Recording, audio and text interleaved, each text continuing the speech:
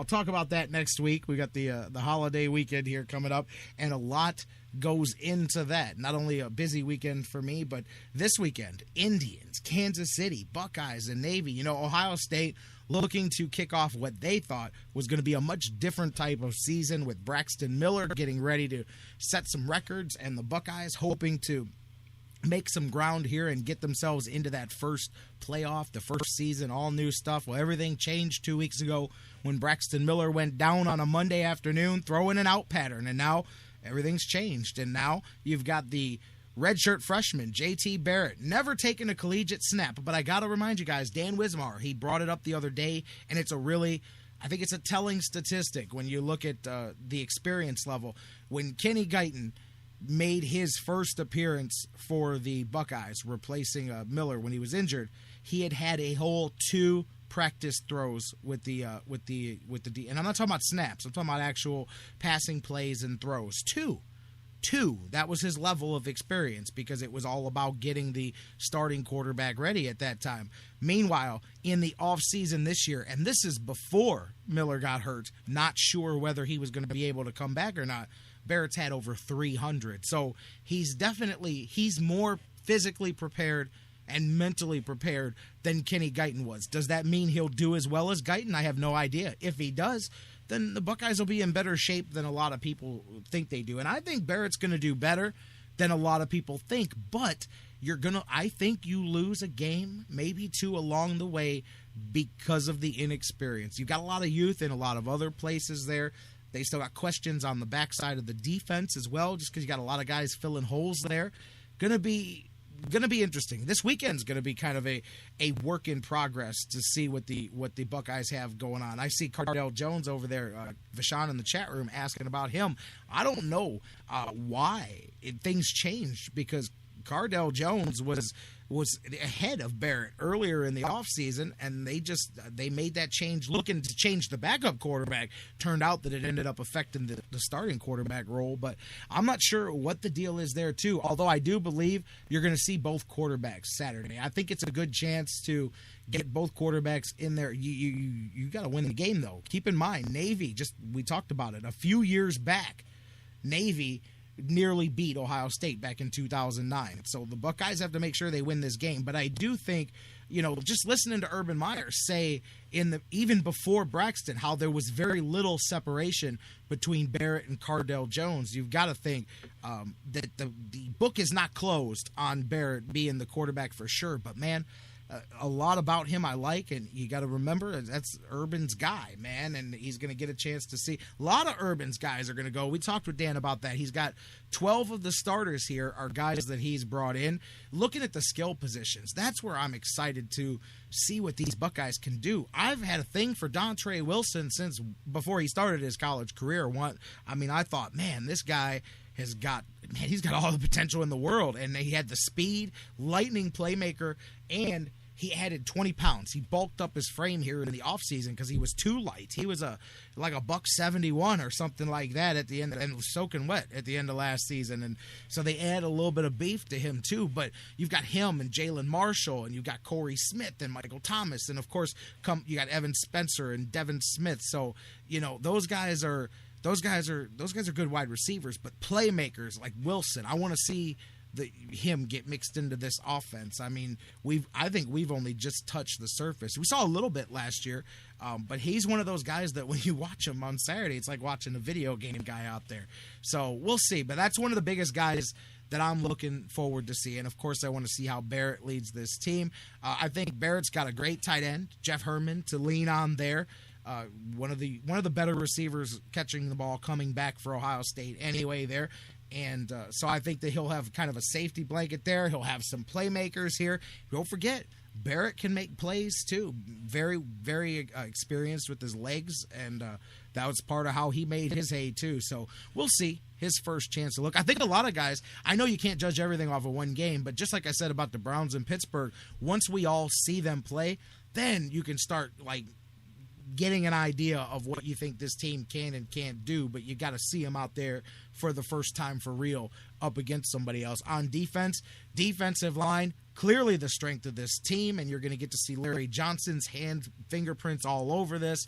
Hey, there's going to be a ton of work. Noah Spence obviously doesn't play. He's got the 2-game suspension to serve, but once he comes back and gets added, Joey Bosa, you've got Washington and Bennett out there, and some of the guys even in the rotation underneath. They've got a very deep up front. Linebackers, too. I like the linebackers that this team's got going. We talked about how the defensive backfield, some of the inexperience there, that may be some things left to be seen. You know what? I skipped past the linebackers. I'm just going to throw this name out there. I've been throwing his name out there since we were talking Buckeyes earlier in the spring. Raekwon McMillan. I'd really love to get a chance to see him get out there on the field and start to show what he can do as well at the linebacker position. So, Buckeyes obviously have to worry about the triple option and the traditional Navy. We talked about last year how run heavy they were, second in the nation in rushing yards, but they averaged 85 passing yards per game. So their strengths and weaknesses kind of play right into the Buckeyes, the opposite strengths and weaknesses. So that may come to a test or come to fruition to work out for the Buckeyes. Tell you what, interesting to see if they can stop the run, because they're going to get run tested early. That up front that we talked about, they're going to get a good test there. And running the ball, too, that's the other thing I've got in my notes here I've got notes all over. I'm like moving papers going, hey, where's the other Buckeye notes? The running game, too. Who's going to step in and fill the hole?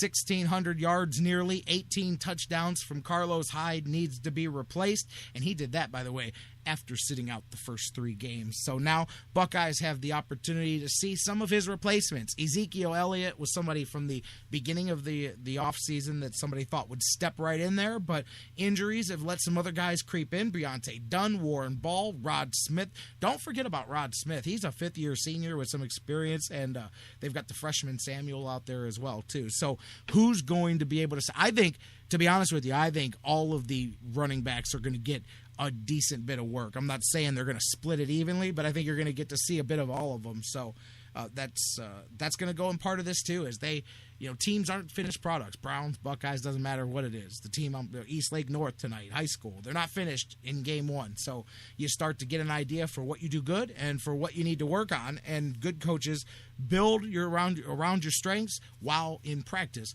working on your deficiencies. So let's see what happens. The Buckeyes and Navy, they're doing battle at M&T Bank Stadium in Baltimore, noon kickoff on Saturday. The 5th-ranked Ohio State Buckeyes take on the Navy midshipmen there. We'll talk about all of that when we come back on the other side. Also this weekend, for those of you with the baseball affiliation, however you want to look with the Indians, it could be an affliction because you can't walk away, but I'm calming your nerves. Destiny, baby. Destiny. This weekend, they get a chance to prove me right when they start things with Kansas City. It begins tonight. 8:10 p.m. is the first pitch as Danny Salazar takes the mound for the Indians. He helped them down the stretch last year. He's going to have to do it. He's going to have to play a part of it this year, along with Carrasco, along with Bauer, along with Kluber. Could use a little bit of help from TJ House there, too. Vargas and Salazar tonight in Kansas City. 8:10 it starts tomorrow. A good one with Bauer and big game James Shields. That's a 7:10 p.m. start. And then Sunday, a battle of the lefties. And this one, I believe, is an ESPN. No, it's an ESPN2 game against Kansas City Sunday. House and Duffy do battle in that one. And then, of course, Monday, since we won't be here, Detroit Rock City comes to Cleveland, comes to the Rock and Roll Hall of Fame city. 4 p.m. Labor Day start. It's a national TV game on ESPN. Corey Kluber and David Price, both of those guys probably coming in a little bit of an attitude on the way the last few starts have gone for both of them. So you may see a couple of nasty edges on Kluber and Price, making that one even better to watch on Monday. So here it is, man. I jokingly say team of destiny, although I'm telling you, they're the team of destiny. I'm joking and I'm serious at the same time, but here it is. It's in your own hands. 7 games against the 2 teams you need to beat. So go do it. Stop talking about it. Go do it, Indians. Go do it, young Indians. Bring it home. So that's your stage set for the weekend. We'll come back on Tuesday, and man, we're getting serious. We're hitting September, baby, and we're going to hit the ground running. We'll recap the whole weekend's events, and we will start getting you set. We're going to start looking forward towards the beginning of a football season with Pittsburgh.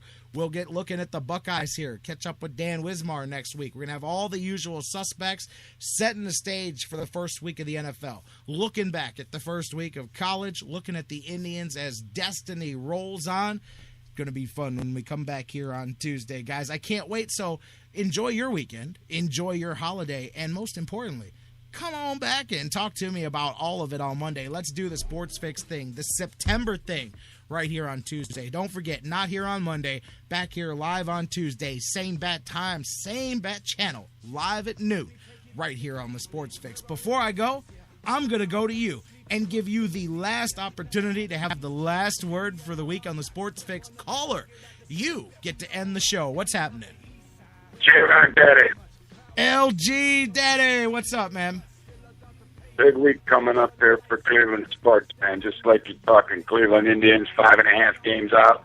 No better way to make up them games than beating the team that you need to beat to make up a game at a time, man. I'm excited. I'm looking forward to seeing what this team can do against the Kansas City Royals. And I got to tell you, Salazar knows he's got a lot on his plate tonight. And I hope he can live up to what he did last year and come back and help these Cleveland Indians with the desire to take over the American League Central. Then you got the Detroit, like you're talking, coming to Cleveland, baby. They struggled the last few times they were here, J-Rocc. We can only ask for more of the same. Hopefully that'll happen, and this Cleveland Indians will start the month of September red hot. What do you think, baby? Red hot. Well, you know what? I got Team of Destiny. That's what I think, baby. They're gonna make it happen. I'm telling you. The Indians. What a year we're looking forward to now. You got the Cavaliers with Kevin Love. LeBron James is back. Kyrie Irving's going to live up to some kind of new reputation that these guys are going to mold him into a player that he's not been yet for this Cleveland Cavaliers team. I tell you, man, it could be an exciting time in Cleveland sports. And let's not forget about Johnny Football, baby. Johnny Football coming in, going to guide this Cleveland Browns to the Super Bowl. Oh, why you got jokes here to end the show, LG? Who's joking, man? Didn't you see all these Johnny Football fans? Didn't you know that 6 for 17, a 35.2% passing average is what it takes to get into the NFL Super Bowl these days, J-Rocc Daddy? Guys like Peyton Manning are going to lay down, and they're going to let Johnny Football run all over them. But didn't you see him outrun that guy from Aldi's a couple of times last night, man? I'm telling you, man. Listen. I do like. Let me tell you. The guy from Aldi's. Well, he was probably weighed down with all them price stamping utensils they forced him to carry. He probably had a sore back. I'm telling you, man, I've never seen people get so out of hand about a guy that completed 6 out of 17 passes in my entire life, J-Rocc Day. How about you? I'm telling you. Let me jump in. I will be fair, first off, for people, because I don't... Well, who's being unfair? Who's being unfair? What I'm is saying LG being unfair? I don't think so. No, let me finish. Can I finish? I'm sliced, baby. Can I finish, please? No, what I'm saying is looking at Manziel, and I'm gonna say he has gotten better from where he started in the preseason. Like you can't take that away, but you gotta qualify that by looking at what level we're talking about. Like, you know, I can say what I mean is I can say he's gotten better at calling the plays at the line. He's gotten better at having command in the huddle. He is slowly getting those things. But I'm just going to say the guy that I watched last night, and this is not meant disrespectfully, because the name that I'm about to mention is somebody that I thought was decent and got shaded because of things that didn't have to do with football. Guess what? He reminded me last night of Tim Tebow, and I'm not saying that in a bad way. Tim Tebow could move mountains with his legs. He led people with his charisma. He couldn't throw very well. He could occasionally throw a good ball. Some of his passes were beautiful. Many of them were ugly and off target, but he ran very well. What I'm saying is that there is a lot of truth in the Tebow-Manziel comparisons, but I'm going to end that by saying I thought Tim Tebow should have had more of a career in the NFL. I'm not one of these guys that thinks. Oh, undoubtedly, I agree 100% with you, J-Rocc, Daddy. The thing with Tim Tebow is you got an NFL that was kind of afraid that the Tebow mania was going to surpass the NFL mania. And when that happens, they didn't want anything or anyone to be bigger than the persona that the NFL